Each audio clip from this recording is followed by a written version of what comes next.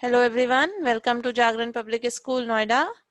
In this session, we will learn something about the combustion and flame, chapter 6 of your science. But in this session, we will do what is flame and what is the layers of the flame. So now just go with the second slide of the combustion and flame. Combustion, flame and fuel. This is your chapter, and in this session we will do flame and fire extinguisher. We will learn about the flame and fire extinguisher. So this is the main part of the flames. This is the structure of the flame. Flame has three zones: the outer zone of complete combustion, the middle zone of partial combustion, that is yellow in color, the innermost zone of unburned wax vapor, that is black in color.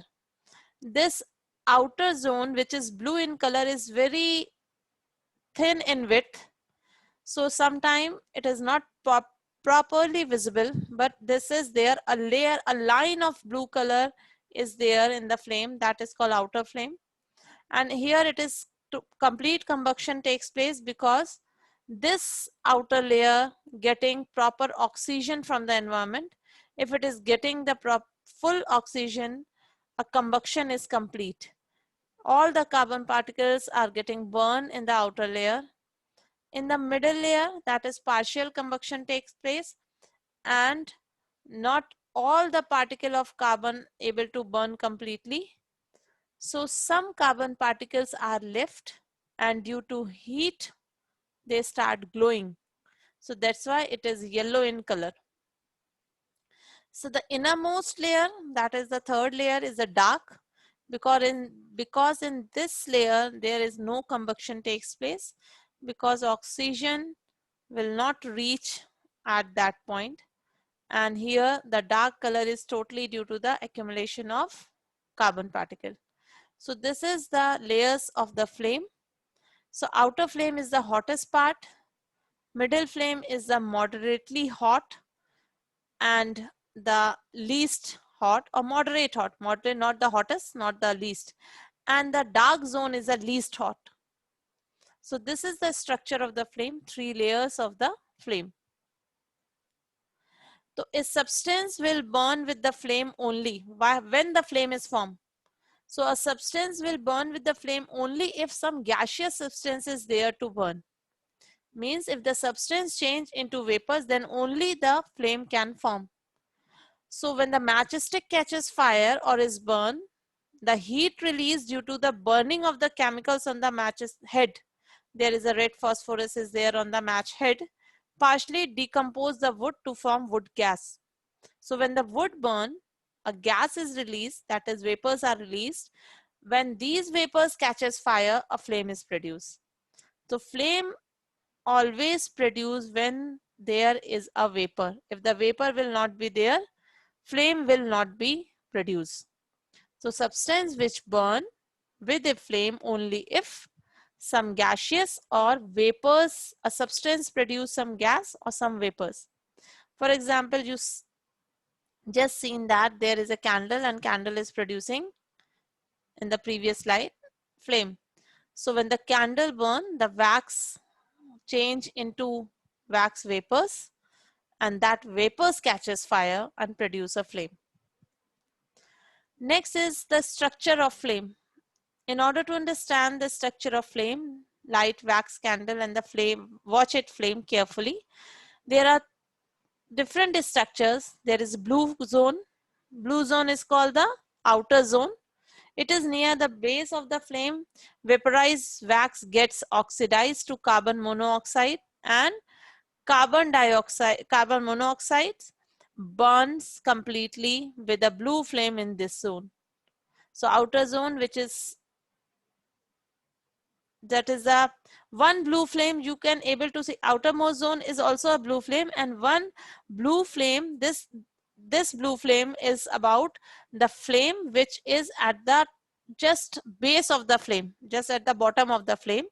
This is due to the incomplete combustion, and there is a carbon monoxide which burn completely with the blue flame. Dark inner zone, above that there is surrounded by a wick of the wax candle. There is no burning in this zone. If we pass a wooden splinter, a wooden piece through this dark zone, it comes out showing that there is no burning. So the dark zone is that zone where there is no burning zone. You can say dark zone is a no burning zone. Then luminous, that is yellow part, is a region of the flame hydrogen burn with brilliant yellow luminous flame. So yellow color is due to the presence of hydrogen. Burning hydrogen combined with oxygen to form water vapor. Carbon also burn in this zone, giving some luminosity, means shining, to the flame and producing carbon dioxide. Some unburned carbon particles are left, which give rise to a soot particles. So luminous flame is that part of the flame which is yellow in color. That is due to the burning of hydrogen. When this hydrogen combined with oxygen from the atmosphere, they form water vapors. And when this water vapor again rises and catches fire from a flame. Now the outermost zone is poorly visible. That is a very thin line and is slightly blue. It is the hottest part where complete combustion or burning of the fuels taking place. So according to this, dark is inner zone, luminous is a yellow due to the burning of hydrogen when combined with oxygen to form water, and this vapors again produce a flame. Outermost is a very thin, poorly visible line of blue, and it is the hottest part, and the most blue part at the bottom of the flame is due to the vapor of the wax get oxidized combined with oxygen. Oxidized means oxygen के साथ जब वो combine होते हैं, give carbon monoxide, and this carbon monoxide is burned with a blue color. So this is the total structure of the flame. So there is a one reason why do goldsmith use the outermost zone of the flame for melting gold and silver? Because the outer zone is a non-luminous hottest zone that melts or shaping gold silver ornaments. They direct the non-luminosity part of the flame of a candle on the gold with the help of blowpipe. So what they do, they just put the flame top, that is the outer part, near the gold, and then blow the air on that, blow with the pipe. So what happened, the temperature of this part of the flame is around 1300 degrees centigrade, and it is sufficient to melt the gold at a specific point. That help goldsmith to give proper shape to the gold ornament. Next is, there is an activity which show luminous zone contain unburned carbon particles. The middle zone, if we put a glass sheet just middle of the flame, there is a black spot accumulate on the screen. This is a one clipper with the help of which we are holding this glass plate. So when the candle flame is steady means it's not flickering, introduce a clean glass plate into the luminous zone of the flame. Hold it there with a pair of tongs about 10 seconds, then remove. Then what you will get? A circular blackish ring is formed on the glass. It indicates that deposition of unburned carbon particle present in the luminous zone of the flame. So this black color shows that that is middle part of the flame has some unburned carbon particles, that is called soot particles, because this middle zone is not getting proper oxygen, so the complete combustion will not take place. Some unburned carbon particles are left, so this is the experiment or activity which show that there is some carbon particles are there in this zone. Another activity, that is the outer zone, is the hottest part of the zone. So hold a thin long copper wire like this with a tong for about 30 seconds. Notice that the portion of the copper wire just outside the flame get red hot.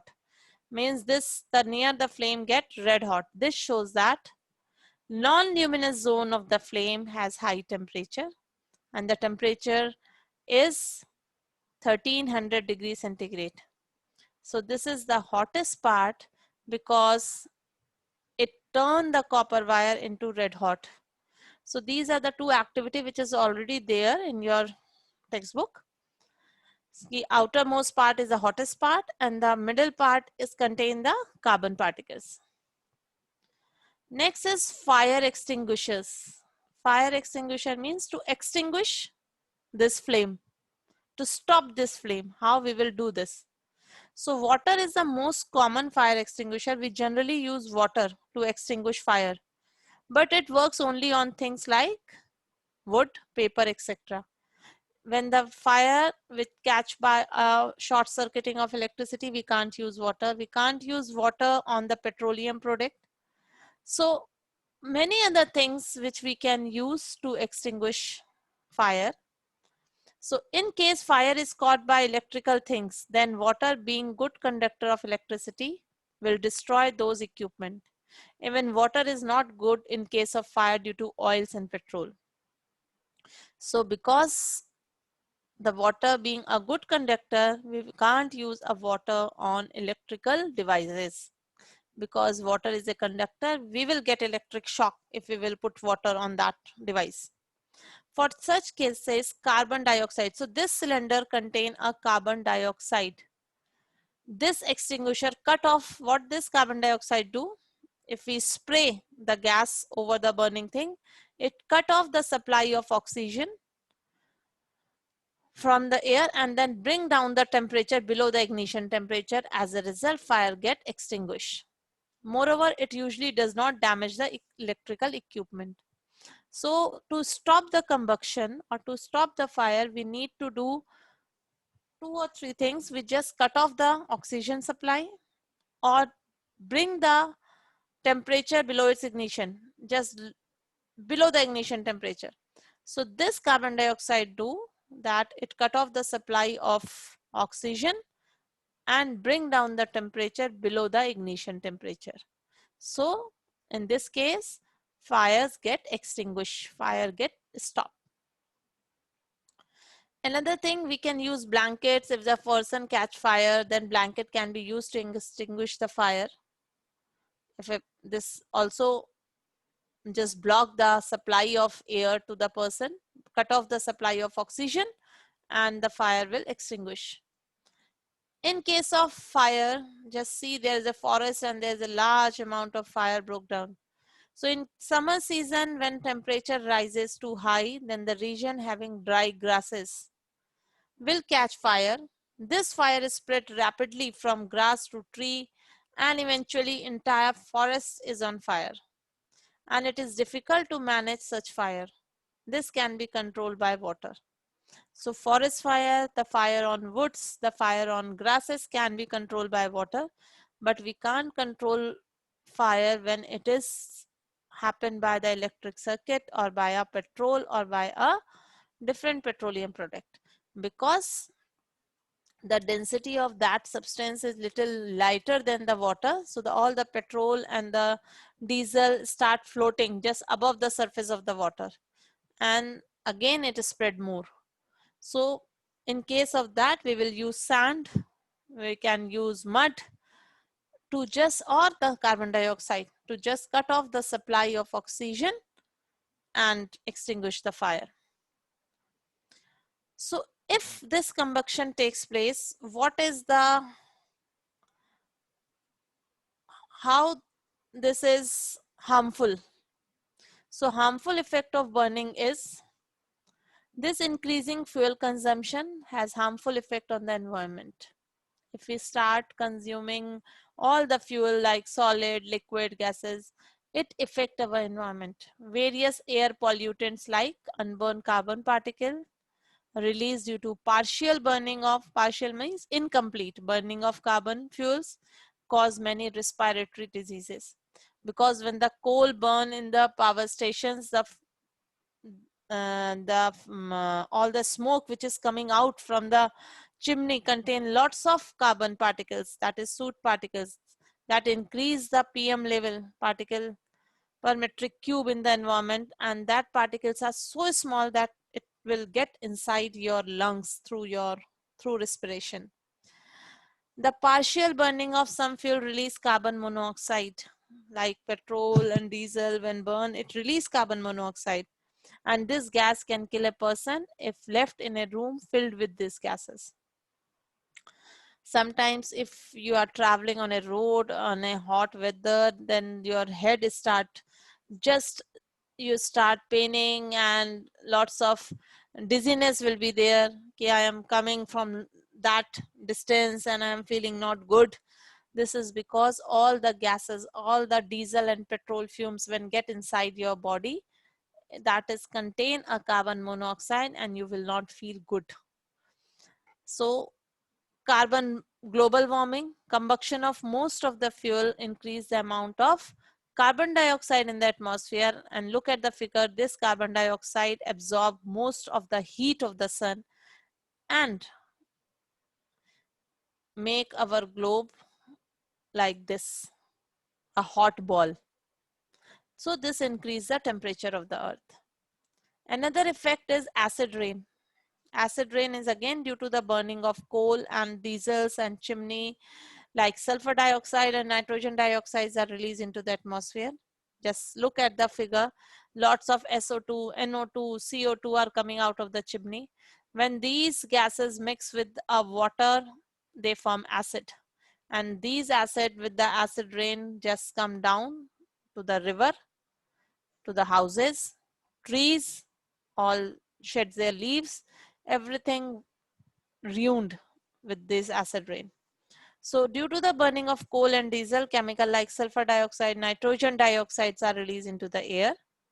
The pollutant react with the water vapor present in the air and form sulfuric and nitric acid. So acid rain consists of two types of acid, sulfuric and nitric. When it rains, these acids are also present. Such kind of rain is called acid rain.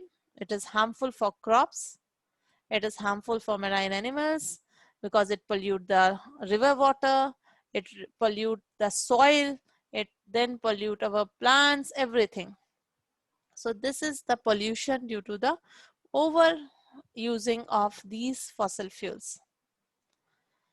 How can we prevent from these type of pollution and these kind of effect? So prevention from acid rain is the use of diesel and petrol as a fuel in automobile is being replaced by your compressed natural gas, because compressed natural gas mostly contain a methane, which doesn't create so much pollution. Because CNG produces the harmful product is very small amount. So CNG is a cleaner fuel. That's why we call CNG a much cleaner fuel. So this is all for your chapter, that is combustion, flames and fuel. And go through this slide and video and try to understand your chapter. Thank you everyone and have a nice day.